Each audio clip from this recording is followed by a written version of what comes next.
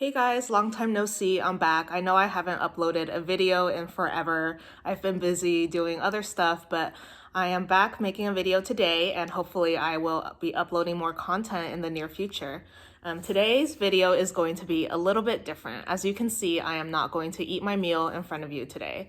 Instead, I'm going to share a different side of me so that you know a little bit more about me. So in addition to loving trying different cuisines and food, I am also really interested in investing, financial freedom, saving money, and the whole FIRE movement, which is the Financial Independence Retire Early movement. So this video is going to be about how I paid my house off in less than 5 years.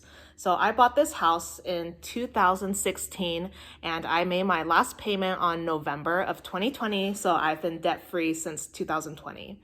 And just a quick disclaimer, I am not a financial expert or a financial advisor of any sort. I do not have a degree or I have never studied finance. I am just a normal 33-year-old woman who has a Monday to Friday job. These are just some of the tips that I use to pay off my house early. If I can help provide one or two tips that you take away, that would make me really happy. And you don't have to be as extreme as me and pay off your house in less than 5 years. But if I can help give you some advice to maybe shave a couple $1,000s off your mortgage, or maybe just make your payments a few months or maybe a couple years early, that would be great. So the first thing that I did was that I bought at a price point lower than what I was approved for. When I was shopping around for a mortgage, I was approved for pretty much any price point that I wanted to in this area, so that was a pretty high amount. However, that does not mean that I was shopping around for homes in the $400,000 or $500,000 price range. Instead, I ended up buying this home, which is a 1,300 square foot, 3-bedroom, 2-bathroom starter home. So I won't exactly say the price I ended up paying for it, but it was somewhere in the $200,000 range back in 2016. I know it's pretty ridiculous right now, but that was what I got it for back then. So I knew that this was something that I could easily afford the monthly payments on, and that I would have extra cash left over in case I wanted to make additional payments in the future. And in addition, my house is pretty much move-in ready. It's a brand new home and it didn't require any upgrades. So for the first point, in conclusion, you want to pick something that you can afford without breaking the bank. I have a bunch of notes here in case, just so that I don't miss anything. But yeah, you want to buy something that is not at the top of what you were approved for. So you might have to compromise a little bit on what your wants are, but it's so worth it in the end if you want to cut your expenses down. Okay, so step 2, the second thing that I did to pay my mortgage off early was that I put down a huge down payment, and I went with a 15-year mortgage loan instead of the standard 30-year mortgage. And I put down a large down payment in order to cut my monthly mortgage payments down. The down payment that I ended up putting down was closer to 40% of what the price of the home was. So it's a pretty large chunk of money. And in order to save for this, I was very fortunate that my parents let me live with them for free as a roommate and for a little over a year. So I was able to save money and I just had that ready to go for the down payment. And the reason why I went for a 15-year mortgage loan was that it motivated me more to pay everything off because I was already kind of starting out halfway done in comparison to someone who would have gone with the standard 30-year loan. And I'm not saying that a 30-year loan is bad. Just go with whatever you're comfortable with and what you can afford. But it was just more motivation for me when I saw all the payments listed out on signing day. And instead of pages and pages and pages of 30-year payments, it was just cut in half already in 15-year payments. And also when you buy a home, the first few years, most of your payments actually goes towards the interest. So you actually won't see a decrease in the principal until many years down the line. And I knew that this wasn't going to work for me because I wanted to pay less in interest. I didn't want all my money to go into interest. And I wanted to save money over time and just start tackling that principal down right away. So the third thing that I did was that when I moved in, I actually got a roommate. Now, I am a person who really does enjoy my personal space, but when you're buying a brand new home, there are a lot of unexpected upfront expenses. For example, I had to buy new furniture, new appliances, ceiling fans, blinds, and curtains, and that really does add up when you buy a home. So I only had a roommate for a little bit less than a year, but during that time, it helped me a lot with covering all the upfront expenses. And then when that was taken care of, my roommate actually helped me out a lot in paying half of the mortgage. And the fourth step, we're on number 4 now. It's probably the most important point that I can emphasize. And I really can't emphasize this enough, but you need a side hustle or a second job or some kind of job that you do on the side to make more money.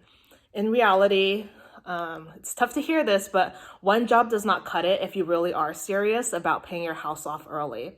So in addition to my normal 7 to 5 Monday to Friday day job, I do also work a second job on some nights, weekends, and holidays.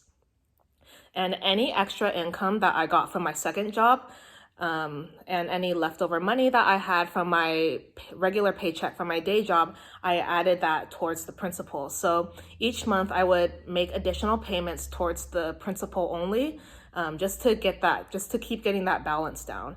And any bonuses or raise that I got during that time period, I also allocated just everything towards the principal. Just keep making additional payments once you get the extra money. And obviously, you do need the extra cash in order to pay your house down faster. That's the only way. And that extra cash, it has to come from somewhere. So unless you won the lottery or you're very lucky and you got a big inheritance, you will have to have a side hustle. And I really can't stress that enough. Having one job really does not cut it if you are trying to pay your house off early.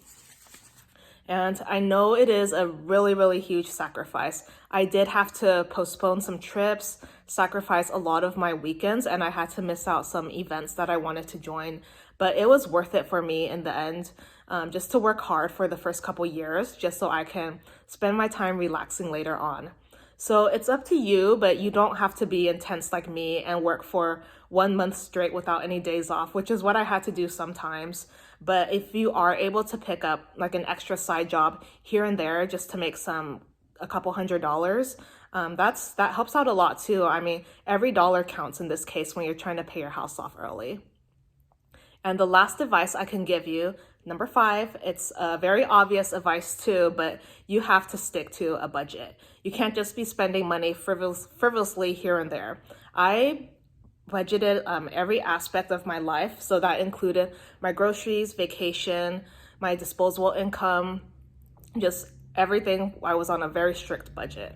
So anytime I got paid, whatever was left over after retirement and taxes, I would pay off my bills and the regular mortgage, and then whatever I had left over, everything again, just throw it into the principal, just make extra additional payments towards the principal. So like I said, you really do have to stick to a budget, and I understand that it is very tough to make ends meet, especially with inflation the way it is now. It's so tough, but it is worth it. You do have to be creative sometimes, but it is doable. So for me, the way that I was able to budget is that I actually don't really value material things at all. I don't own a lot of material possessions, and I'm a pretty low maintenance person. So I don't drive the fanciest car. I don't really feel the need to always have the latest gadgets and devices. Other things include meal prepping, grocery shopping, buying grocery items that are on sale, household items that are on sale, buying in bulk, and cutting out subscriptions will help you save money and help with the budget. Every little bit helps. So those are the steps that I took to pay off my mortgage. It's pretty simple, but I was able to do it, and I realized that I am a little bit more on the extreme side paying off my mortgage in less than 5 years, but I did it, and a huge weight has been lifted off my shoulders. I know that if anything happens to me, like for example, I am unable to work anymore, I know that home is something that I'll always have. It's something that's under my name, and I'll always have a roof over my head. So that was very reassuring for me, just to know that. So that's kind of also why I decided to pay my house off early. And another reason why I wanted to pay my house off early was that in the past few years, I actually lost someone very, very near and dear to my heart. And that made me realize that time is very important to me. It's the most important thing to me right now. And our lives are extremely limited, so very limited to be working well into our 60s. So instead of always working to pay my bills and to make ends meet, I wanted that flexibility to choose what I wanted to do with my own time. And I wanted to have more control of my own time. So whether it's taking more trips in the future, spending more time with a significant other, hopefully one day, or maybe even starting a family, I just really wanted that flexibility, and I wanted just more time, just have more time in the future. That's very important to me. And I know that I could have made more money while investing in the stock markets. I've heard that a lot. So during the few years where I was paying off my house early, I did invest in my 401k and my other retirement accounts, but I just did whatever I was comfortable with. For me, having this peace of mind that I have right now, the flexibility that I have, it's priceless to me. And it's worth more to me than any dollar amount. Just to be debt free and just to have this peace of mind, so priceless. So you might be asking, what does my life look like now that I don't have any debt or I don't have any large bills, just my monthly recurring bills? I do have a job that allows me to take a pay cut for more hours, for more vacation hours, more PTO hours. So that's what I'm doing first of all. Just so that I can have control of how I want to spend my time. So that's what I'm doing. I took a pay cut for more vacation hours. And the second thing, what my life looks like now, is that I am still investing pretty aggressively, actually. The money that I would have put into my mortgage now goes towards investment in the stock market, or it goes towards retirement accounts. And I am able to make a little bit more riskier investments now, especially during this weird time period with whatever's going on with the economy right now. It doesn't really stress me out nowadays when I see my investments drop, because I know that I don't need that money right now. And because I'm debt free, I can kind of weather through the ups and downs of the market and just make more riskier moves. So yeah, that's what I did to pay my house off early. Those are some of the tips that I use. I hope you found some of it helpful. I hope this video was enjoyable for you to watch. Maybe in my next video, I'll eat in front of you again, or maybe I'll do something like this. But let me know. Thank you for watching, and I will see you soon in the next video. Bye.